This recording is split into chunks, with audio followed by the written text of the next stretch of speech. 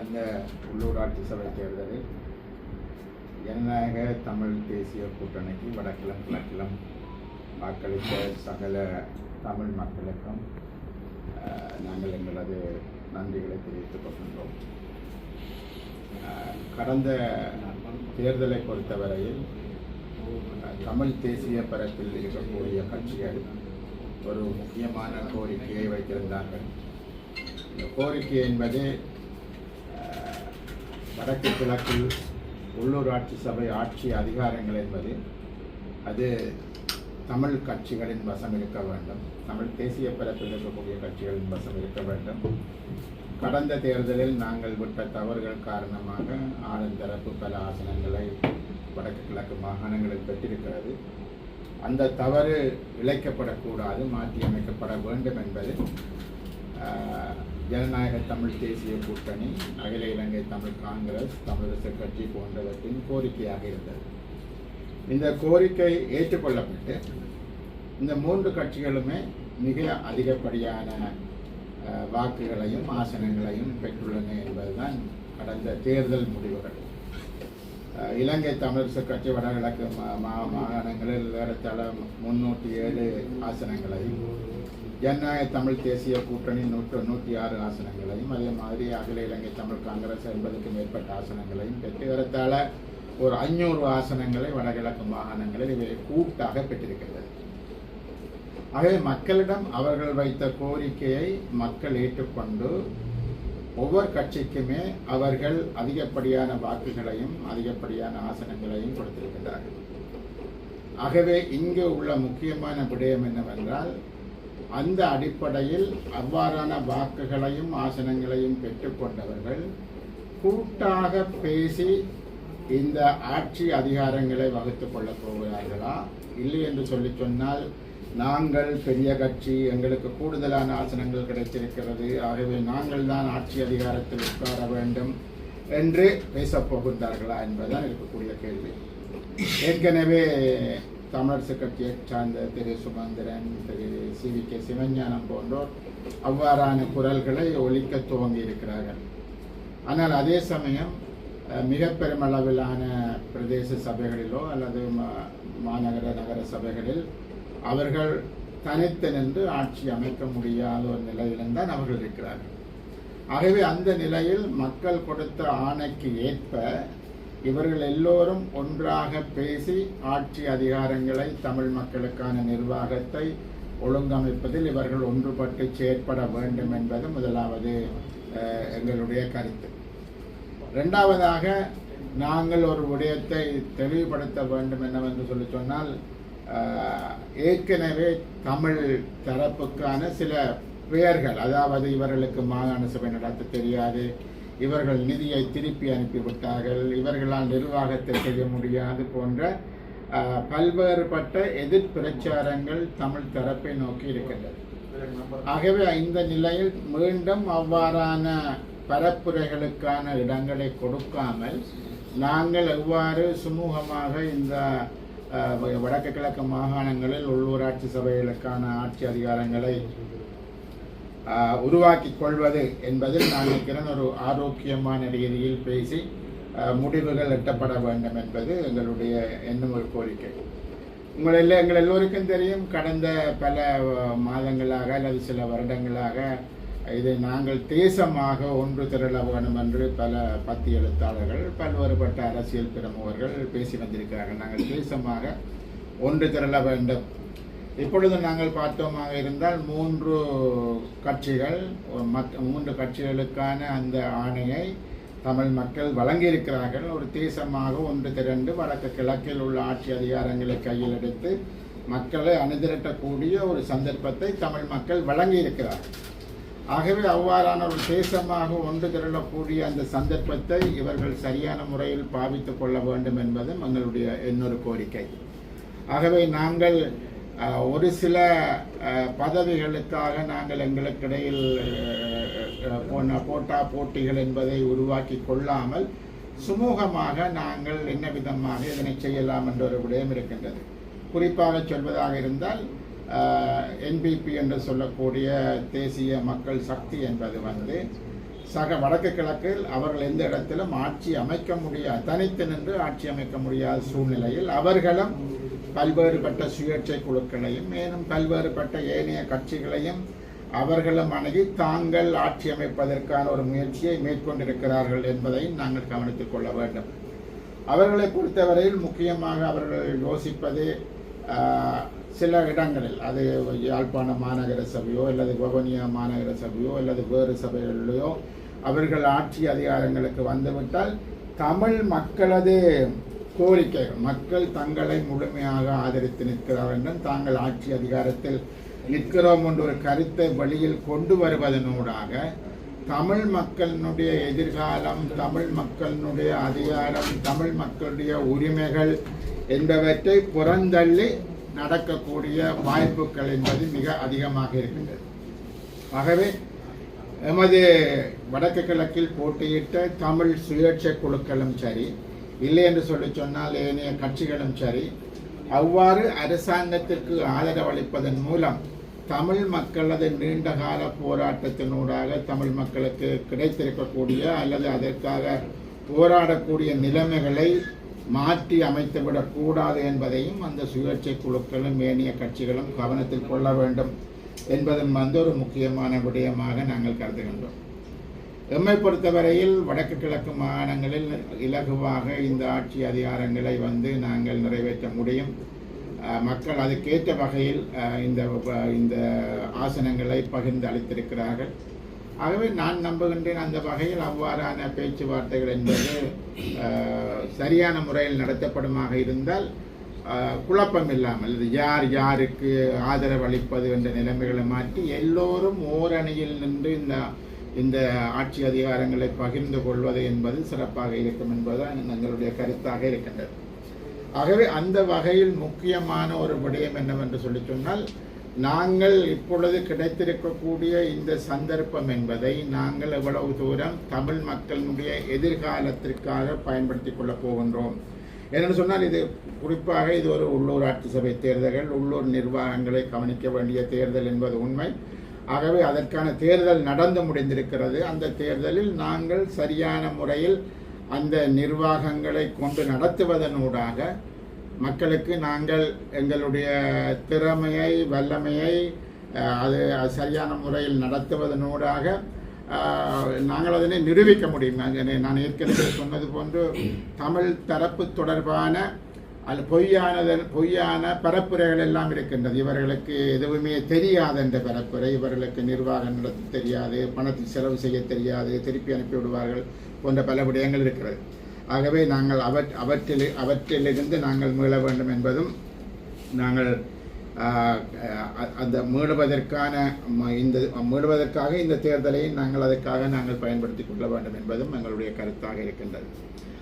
ஆகவே இவை ஒரு புறம் இருக்க, இந்த காணிகளை 5900 ஏக்கர் காணிகளை பருத்தித்துறை கிழக்கிலிருந்து முல்லைத்தீவு வரை எடுத்துக்கொள்வது என்ற அரசனுடைய நிலைப்பாடு. 50 ஏக்கர் காணியை தேர்தலுக்காக விடுவிப்பதாக கூடியவர்கள், ஆனால் அதே சமயம் 6000 ஏக்கர் காணியை மீளவும் பறிமுதல் செய்வது என்ற ஒரு நிலவரம் இருக்கின்றது.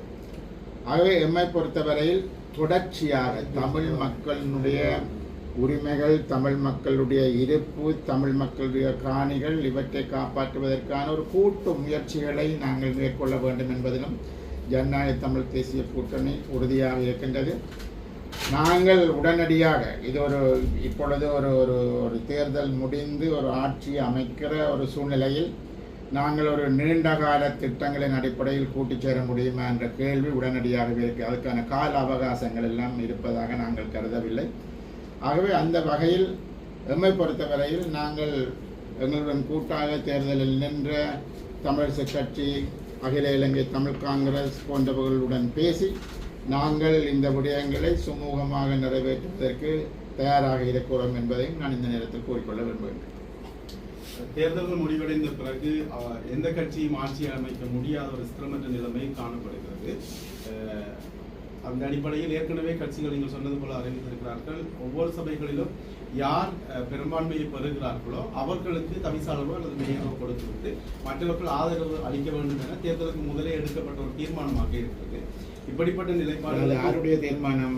தமிழரசு கட்சி வெளிப்படையாகவே அது தமிழரசு கட்சியுடைய தீர்மானம். அது எல்லாருடைய தீர்மானம் இல்லை. யாரோ ஒருவருக்கு ஆதரவு வழங்கினால்தான் ஆட்சி அமைக்க முடியும் என்ற சூழ்நிலையில் அப்படி போகின்ற ஒரு நிலைப்பாடு சரிதானே? அது நீங்கள் சாதாரணமாக பார்க்கிற பொழுது அது வந்து சரியாக இருக்கலாம். ஆனால் மக்களை பொறுத்தவரையில் அவர்களுக்கு 307 ஆசனங்களை கொடுத்திருப்பதாக சொன்னால் எங்களுக்கு 106 ஆசனங்களை கொடுத்திருக்கிறார்கள். நாங்களும் ஆட்சி அமைக்க முடியாது, அவர்களும் ஆட்சி அமைக்க முடியாது. அதே போல கஜேந்திரகுமார் பொன்னம்பலத்திற்கு 80க்கும் மேற்பட்ட ஆசனங்களை கொடுத்திருக்கிறார்கள், அவர்களும் ஆட்சி அமைக்க முடியாது.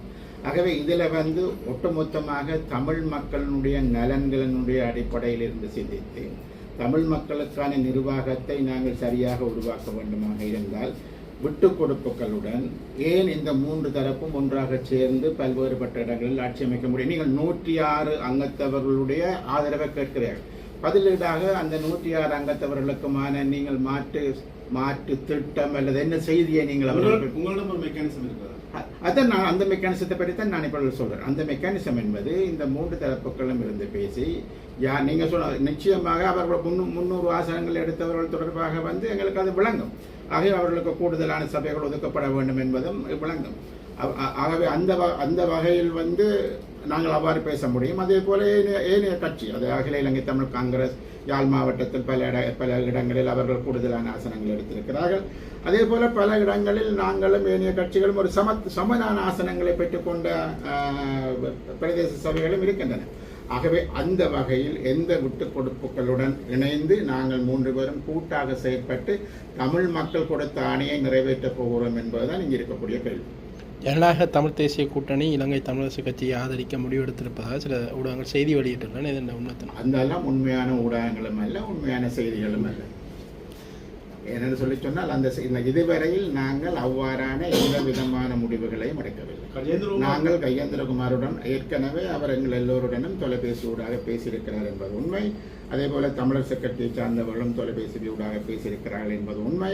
நாங்கள் நேரடியாக இன்னும் சந்தித்து பேசவில்லை. அவர்கள் கொழும்பிலிருந்து இன்றைக்கு தான் ஒருவர் வந்திருப்பதாக நாங்கள் அறிகிறோம். ஆகவே இனிமேல் தான் அந்த பேச்சுவார்த்தைகள் என்பது நடைபெறும். ஆகவே அதற்கு பிற்பாடு நிச்சயமாக நாங்கள் தீர்க்கமான முடிவுகளை நோக்கி போக முடியும். கஜேந்திரகுமார் இன்று நடைபெற்ற ஊடக சந்திப்பிலே எழுத்து மூலமான உடன்படிக்கைக்கு ஒன்று சென்றால் தான் தங்கள் ஆதரவாளர்களை தீர்மானிக்கலாம். ஆட்சியை வந்து நிராகரிக்கப்பட வேண்டும் என்று சொல்லி எழுத்து மூலமான உடன்படிக்கை கட்சிகள் நாங்கள் அது எனக்கு தெரியாது. அது அவருடைய ஒரு யோசனையாக இருக்கலாம்.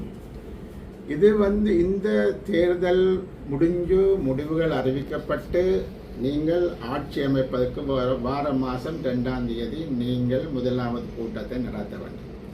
இந்த நிலையில் நீங்கள் இதை செய்ய போகிறீர்களா? ஒரு லாங் டேர்ம், ஒரு நீண்ட கால அடிப்படையில் ஏக்கராட்சியை வேண்டாம் அல்லது வேறு பல விஷயங்கள் வேண்டாம் என்று சொல்லி அதை பற்றி விவாதங்கள் நடத்தி நீங்கள் எழுத்து மூலமான முடிவுக்கு ஒரு வாரத்திற்குள்ளோ 10 நாளைக்குள்ளோ வந்து விடுவீர்களான்னு சொன்ன ஒரு கேள்வி இருக்கிறது. அதை என்னை பொறுத்தவரையில் அது நடைமுறை சாத்தியமற்ற ஒரு விடயம். அதை பற்றி பேசலாம், ஆனால் அதற்கு கால அவகாசங்கள் தேவை. அந்த கால அவகாசம் போதுமானது அல்ல என்பதுதான் உள்ள விடயம். ஆகவே அவ்வாறான சூழ்நிலையில் அவ்வாறான கோரிக்கைகளோ அல்லது அவ்வாறான என்னென்னு சொல்ற டிமாண்ட் அப்படியான விடயங்களை முன்வைப்பது என்பது நடைமுறையில் அது சாத்தியமில்லாத ஒரு விடயமாக தண்டிக்கும். ஏனென்று சொன்னால் அதில் இருக்கக்கூடிய நன்மை தீமைகள் அவை பற்றி பல பேரும் பல்வேறுபட்ட விதமான கருத்துக்களை கொண்டவர்களாக இருப்பார்கள். ஆகவே நாங்கள் ஒரு கருத்து உடன்பாட்டுக்கு 2 நாள் பேசி இப்போ வந்துவிட முடியும் என்பதில் இது இப்போ பல வருஷங்களாக இருக்கக்கூடிய ஒரு விடயம். ஆகவே உடனடியாக அது சாத்தியமாகாது. அதை செய்ய வேண்டுமாக இருந்தால் முதல் நாங்கள் இந்த இடத்தில் ஒரு விட்டு கொடுப்புகளுடன் கூட்டாக செயற்பட ஆரம்பிப்போமாக இருந்தால் நாங்கள் அந்த விடயங்கள் தொடர்பாக என்ன செய்கிறது என்பதை பற்றி பேச முடியும். தொடர்ந்து நாங்கள் பேசி எது சரி என்பதை விவாதித்து அந்த சரியான விடயங்களை நோக்கி நாங்கள் போக முடியும். பொதுவான யாழ்ப்பாணம் மாவட்டத்தினுடைய பொதுவான விட்டுக் கொடுப்புகள் தொடர்பாக தான் கருத்து தெரிவிக்கிறீர்கள். ஆனால் யாழ்ப்பாணம் மாவட்டம் மாத்திரமல்ல, வன்னியாக இருக்கலாம், திருகோணமலையாக இருக்கலாம், இப்படி பல இடங்களில் சபைகள் முன்னுரிமைப்படுத்தப்பட்டால் ஒரு சபை மாநகர சபையில் அதிக மெஜாரிட்டி எடுத்த ஒரு கட்சி நாங்கள் மேயராக வருகிறோம், எங்களுக்கு ஆதரவு தாருங்கள் என்று சபைகள் முன்னிலைப்படுத்தப்பட்டால் என்ன செய்யும்? அது ஒவ்வொரு சபை தொடர்பாகவும் அவர்களிருந்து தனித்தனியாக பேச அவ்வாறு வருகிற பட்சத்தில் ஒவ்வொரு சபை தொடர்பாகவும் அவர்கள் தனித்திருந்து பேச வேண்டும் என்ற சூழ்நிலை வரும். உதாரணத்துக்கு இப்பொழுது வவுனியா மாநகர சபையாக மாற்றப்பட்டிருக்கிறது, திருவண்ணாமலை மாநகர சபையாக மாற்றப்பட்டிருக்கிறது, மட்டக்களப்பு யாழ்ப்பாணம் ஏற்கனவே மாநகர சபைகள் இருக்கின்றன. ஆகவே இந்த நிலையில் அவை தொடர்பாக பேசி ஒரு முடிவுகளுக்கு வர வேண்டும்.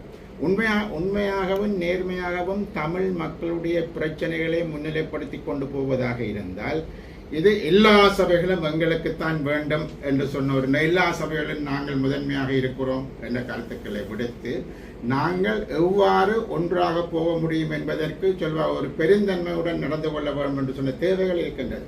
இல்லை நாங்கள் தான் அம்மா கட்சி, தாய் கட்சி, பெருங்கட்சி, நாங்கள் சொல்றதுதான் எல்லாம் சரி என்று சொல்லி இன்னும் சொல்லிக் கொண்டிருப்பார்களாக இருந்தால் அவர்கள் தனித்து நின்று ஆட்சி அமைச்சிட்டு போகலாம்.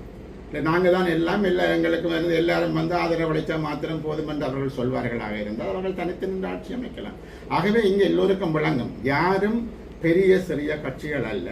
மக்கள் கூடுதலான குறைவான ஆசனங்களை கொடுத்திருக்கிறார்கள் என்பதை தவிர நீங்கள் எல்லோரும் இணைந்துதான் ஆட்சி அமைக்க வேண்டும் என்பதை மிக தெளிவாக கூறியிருக்கிறார். யாழ்ப்பாணத்தில் ஒரு சில சபைகளில் ஈழமக்கள் ஜனநாயக கட்சியிலும் கணிசமான ஆசனங்கள் இருக்கிறது. ஒருவேளை என்பிபியிடம் சபைகள் போகக்கூடாது என்ற பொறிமுறை கையில் எடுக்கப்பட்டால் ஈழமக்கள் ஜனநாயக கட்சியோடு சேர்வதற்கான வாய்ப்புகள் இருக்கிறது. ஏற்கனவே ஈழமக்கள் ஜனநாயக கட்சி அவர் நாங்கள் என்பிபியுடன் போவதிலும் விட ஏனோருக்கு அவர்கள் ஆதரவளிக்கிற என்ற ஒரு சில நிலைப்பாட்டில் இருப்பதாக நான் அறிகிறேன். ஆகவே இப்போ நீங்கள் வந்து ஒரு சபையை ஆரம்பிக்கிற பொழுது இபிடிபி வந்து நான் உங்களுக்கு ஆதரவளிக்கிறேன்னா வேண்டாம் என்று சொல்ல போறேன். சேர்த்துக்கொள்ளாதுன்னு அப்பால நீங்கள் முதலாவது சபையில் ஒரு சேர்மனையோ ஒரு மேயரையோ நீங்கள் தெரிவு செய்கிற பொழுது அதற்கு ஆதரவாக நீங்கள் யார் வாக்களித்தாலும் நீங்கள் வேண்டாம் என்று சொல்ல மாட்டீங்க. அது வந்து இபிடிபியாக இருக்கலாம், அல்லது வேறு சுயேட்சை குழுக்களாக இருக்கலாம், அல்லது வேறு யாராயும் இருக்கலாம். ஆதரவு அளித்தது எங்களுக்கு உங்களோட ஆதரவு வேண்டாம்னு யாரும் சொல்ல மாட்டார். ஆனால் நாங்கள் உத்தியோகபூர்வமாக நாங்கள் இந்த தமிழ் மக்கள் தெரிவு செய்த தமிழ் தேசிய பரப்பில் உள்ள இந்த 3-4 கட்சிகள் இவர்கள் ஒன்றாவதனூடாக நாங்கள் திடகாத்திரமாக எல்லா சபைகளிலும் ஆட்சி அமைக்கக்கூடிய மாதிரி இருக்கும். அதில் எந்த விதமான பிரச்சனைகளும் கிடையாது. ஆகவே அதை மனதில் வைத்துக்கொண்டு யோசிப்பார்களாக இருந்தால் நிச்சயமாக இதனை நாங்கள் நிறைவேற்ற முடியும். செல்வம் அடைக்கலநாதனோட கருத்தை சொல்றார், மீண்டும் நாங்கள் தமிழ் தேசிய கூட்டமைப்பாக இயங்க வேண்டும் என்று சொல்லி. இதை நீங்க எப்படி பார்க்க? அதுக்கு தமிழரசு கட்சியினும் தயாராக இல்லையே. செல்வத்துக்கு அந்த விருப்பம் இருக்கலாம், அது தவறான விருப்பம் என்று நான் சொல்ல மாட்டேன். எல்லோரும் கூட்டாக இயங்குவது வந்து சரியானதாக இருக்கலாம்.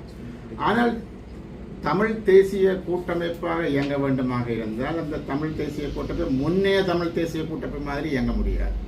அதற்கொண்டு ஒரு யாப்பு உருவாக்கப்பட வேண்டும். அதற்கான ஒரு ஒழுங்கான கொள்கை திட்டம் இருக்க வேண்டும். அது பதிவு செய்யப்பட வேண்டும். இல்லை பேர் தான் உங்களுக்கு தமிழ் தேசிய கூட்டமைப்பு, மிச்சம் எல்லாம் தமிழரசு கட்சி தான் என்று சொன்ன பழைய பல்லவி தொடருமாக இருந்தால் அது சாத்தியம் இல்லாத ஒன்றாக போய்விடும். ஆனால் அந்த பழைய பல்லவியை தொடரக்கூடிய மாதிரி தான் அவர்கள் இருக்கிறார்கள் என்பதை நான் கருதுகிறேன். அந்த கருத்தில் அவர்கள் மாற்றம் இருந்தால் அது நல்ல விஷயம். எதிர்காலத்தில் அப்படி அவர்களுக்கு மத்தியில் மாற்றம் வருமாக இருந்தால் அது நல்ல விஷயம். இது ஒரு பொது விஷயம். ஆகவே நிச்சயமாக வந்து அந்த காணிகள் விடுவிக்கப்பட வேண்டும் என்பதில் மாற்று கருத்துக்கள் கிடையாது. ஆகவே அது எல்லோரும் ஒட்டுமொத்தமான தமிழ் மக்களும் அதற்கு எதிராக போராட வேண்டும் என்பதில் எங்களுக்கு எந்த விதமான மாற்று கருத்தும் இல்லை. ஆகவே அந்த விஷயங்கள் நாங்கள் ஒன்றாக செயற்பட வேண்டும் என்பதை நாங்கள் ஏற்றுக்கொள்கிறோம். அது செய்யப்பட வேண்டும். ஜனநாயக தமிழ் தேசிய கூட்டணியின் பங்காளி கட்சி தலைவரும் ஈழ மக்கள் புரட்சிகர விடுதலை முன்னணியின் தலைவருமான முன்னாள் பாராளுமன்ற உறுப்பினர் சுரேஷ் பிரேமச்சந்திரனின் ஊடக சந்திப்பு யாழ் ஊடகமையத்தில் இன்றைய தினம் இடம்பெற்றது. இதன்போது உள்ளூராட்சி தேர்தலுக்கு பின்னரான நிலைமைகள் தொடர்பாக சுரேஷ் பிரேமச்சந்திரன் கருத்து தெரிவித்தார்.